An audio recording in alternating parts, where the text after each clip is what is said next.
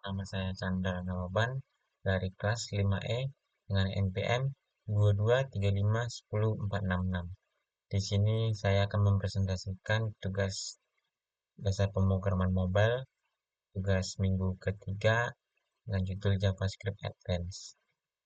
Di sini saya membuat presentasi saya di Google Slide. Yang pertama ada array. Array adalah struktur data yang digunakan untuk menyimpan sekumpulan elemen yang memiliki tipe data yang sama. Elemen-elemen disimpan di dalam sebuah blok memori yang berurutan. Setiap elemen dalam array diakses menggunakan indeks, yang biasanya dimulai dari 0. Contoh sederhana dalam membuat array dalam Python. Yang pertama itu membuat array berisi angka.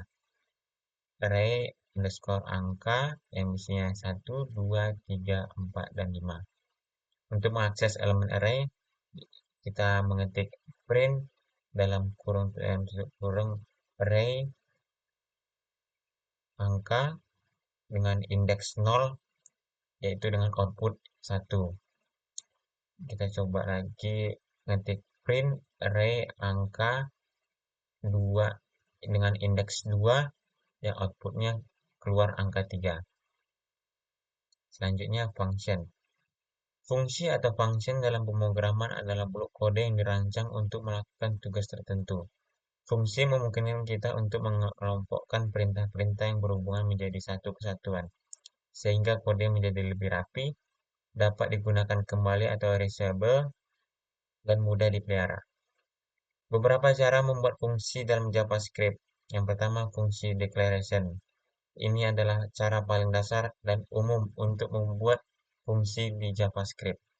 Fungsi didefinisikan dengan kata kunci function, diikuti oleh nama fungsi, parameter jika ada, dan blok kode yang dieksekusi.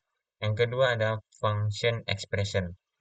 Fungsi yang juga dapat didefinisikan sebagai ekspresi dan disimpan dalam variabel. Ini disebut function expression. Yang ketiga ada raw function. Ini adalah cara singkat untuk menulis fungsi. Diperkenalkan di ES6, raw function menggunakan tanda panah atau ada di situ tanda panahnya setelah parameter. Selanjutnya ada looping.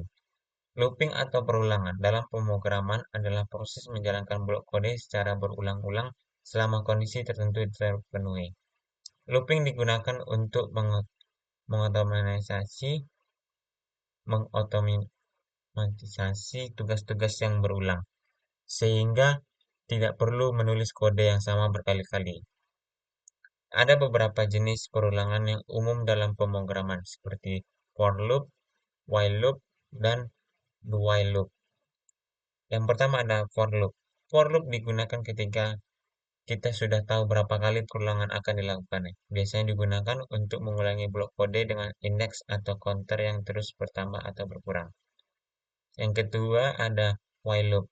While loop digunakan ketika kita tidak tahu persis berapa kali perulangan akan dilakukan, tetapi perulangan akan terus berjalan selama kondisi tertentu bernilai benar atau true.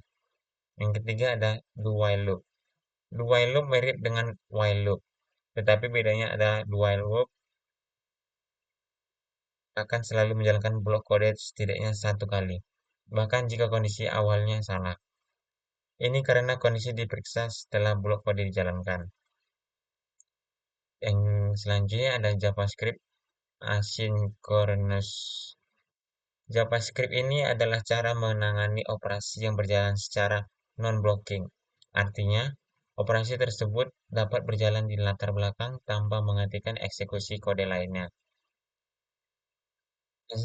Asynchronous memungkinkan JavaScript untuk menangani banyak tugas sekaligus, seperti membaca file, mengambil data dari server, atau menunggu input pengguna, tanpa harus menunggu setiap tugas selesai satu persatu. Ini membuat aplikasi menjadi lebih efisien dan responsif. Cara kerjanya di JavaScript. Pertama, JavaScript pada dasarnya adalah bahasa pemrograman single thread, artinya ia hanya dapat menjalankan satu tugas pada satu waktu. Namun dengan fitur ini, kita bisa menangani beberapa tugas secara bersamaan tanpa memblokir eksekusi utama. Beberapa operasi yang sering dijalankan secara asinkronus adalah yang pertama, pemanggilan API atau HTTP request. Yang kedua ada pengolahan file. Yang ketiga ada timer atau set timeout. Yang keempat ada event handling. Selanjutnya ada berikut ini adalah beberapa konsep dan teknik untuk menangani operasi asinkronus di JavaScript. Yang pertama adalah callback. Sebelum ada solusi modern seperti promise dan async atau await, JavaScript menggunakan callback untuk menangani tugas. Callback adalah fungsi yang dikirimkan sebagai argumen dan dipanggil setelah operasi asinkronus selesai. Yang kedua ada promise. Promise adalah objek yang mewakili keberhasilan atau kegagalan dari proses operasi asinkronus di masa depan. Promise membantu memecahkan masalah, callback help, dan memberikan cara yang lebih bersih dan mudah diatur untuk menangani operasi asinkronus. Yang ketiga ada async atau await. Await adalah cara yang lebih sederhana dan modern untuk menulis kode asinkronus. Await diperkenalkan di ES 2017 dan memungkinkan kita menulis kode asinkronus yang terlihat seperti asinkronus sehingga lebih mudah dipahami dan dikelola. Selanjutnya adalah keuntungan menggunakan asinkronus di JavaScript. Yang pertama adalah non-blocking atau tidak memblokir eksekusi kode. Sama aplikasi tidak akan berhenti hanya karena menunggu operasi asinkronus selesai. Yang kedua, proses lainnya dapat berjalan secara paralel sehingga pengalaman pengguna lebih baik. Yang kedua ada responsivitas lebih tinggi. Pertama ada UI tetap responsif dan tidak terkunci selama proses seperti pemrosesan data besar atau pengambilan data dari user. Data dari server. Yang kedua, pengguna merasa aplikasi lebih cepat dan dinamis karena operasi latar belakang berjalan tanpa mengganggu. Yang ketiga, efisiensi dalam pengambilan data atau fetching data. Pertama, data bisa diambil secara dinamis atau ajak scroll tanpa memuat ulang seluruh halaman.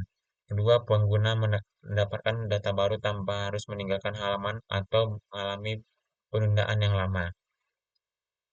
Yang keempat ada pengelolaan I/O yang lebih efisien.